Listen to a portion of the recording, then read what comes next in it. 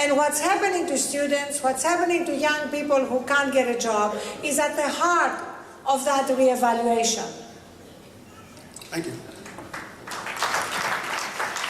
Hi, Ms. Huffington. I'm a local elected official, a city council member, and I also work for a credit union. And on your Move Your Money campaign, I just wanted to encourage you to include credit unions. They're not-for-profit, non-financial cooperatives. So.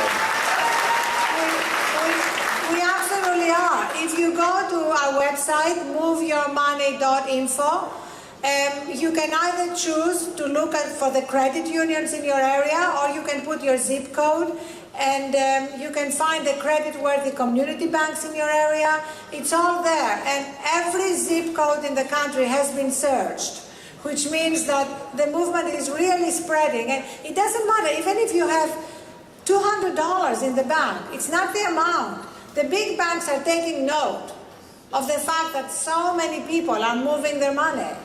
And if that can encourage them to behave better, to do something better about overdraft fees and credit card charges, great. You know, that's what is good about competition. True, but another option is a lot of institutions, locally run credit unions, are doing those examples that you're talking about already. So I just wanted to Absolutely. To point that anybody here who is still with a big bank, Monday morning, move your money. Write about it.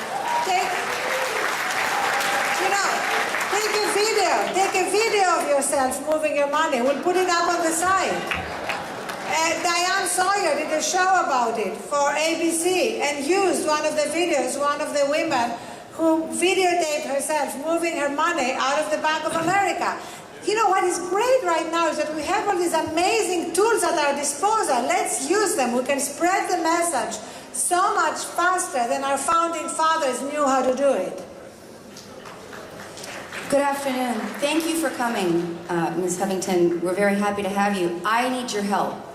I have been fighting with my Republican friends and neighbors and even my Democratic friends and neighbors about the regulatory reform bill and trying to help them understand. But since I lack your messaging genius, I was wondering if you could share with us in your gifted way how the reform bill is not a bailout bill.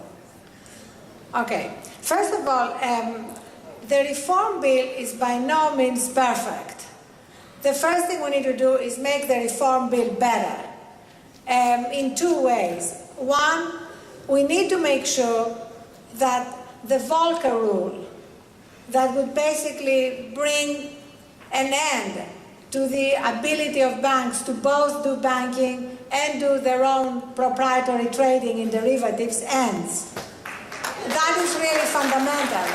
Otherwise, it means that taxpayer money is used, taxpayer guarantees are used to basically back up the casino playing of the banks.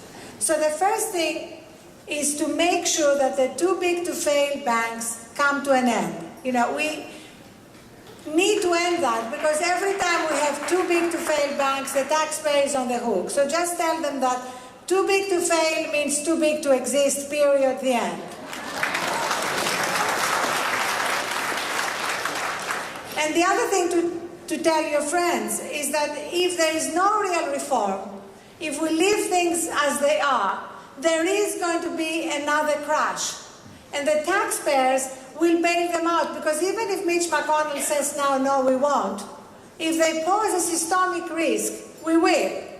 Because we are part of a global economy, the pressures to bail them out will be enormous and nobody will be able to resist them. So the only way to avoid that is to really put an end to too big to fail. You know, I never understood why I got a degree in economics at Cambridge, because I never used it until recently.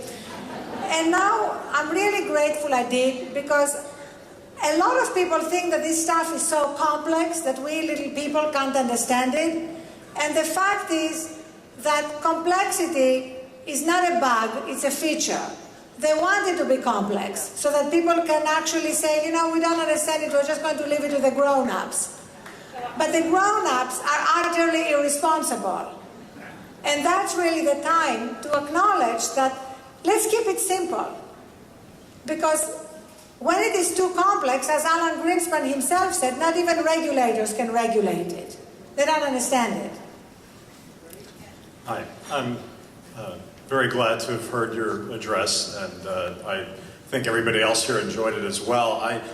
You gave all of us a very specific, tangible task that we could undertake in our lives if we hadn't already, which is to take our money out of a large bank and put it in a credit union. And as a former organizer, I think that's great. It's a specific action that people can take.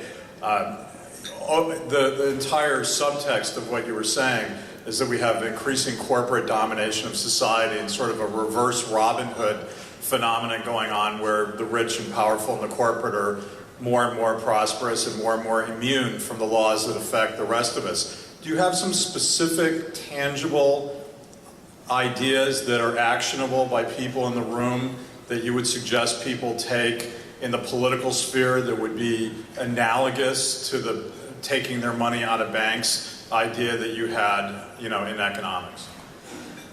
Yes, I think do not support candidates, either with your money or your time, who are not willing to stand up to Wall Street and who are not willing to stand up to corporate interests.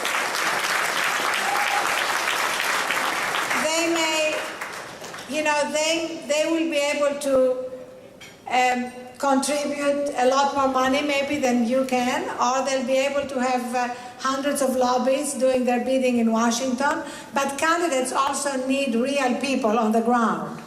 And so let's use that power, and let's not settle this time, because the stakes are too high to just settle. But do you have a yardstick that you would suggest that people look at to measure if the candidates are in fact measuring up according to what you just said? Well, right now, we have a very specific bill in front of us that involves the Consumer Protection Agency and real regulation of Wall Street. Where do your candidates stand on that if they are federal candidates? I mean, that would be a very good, very basic yardstick. Okay, thank you.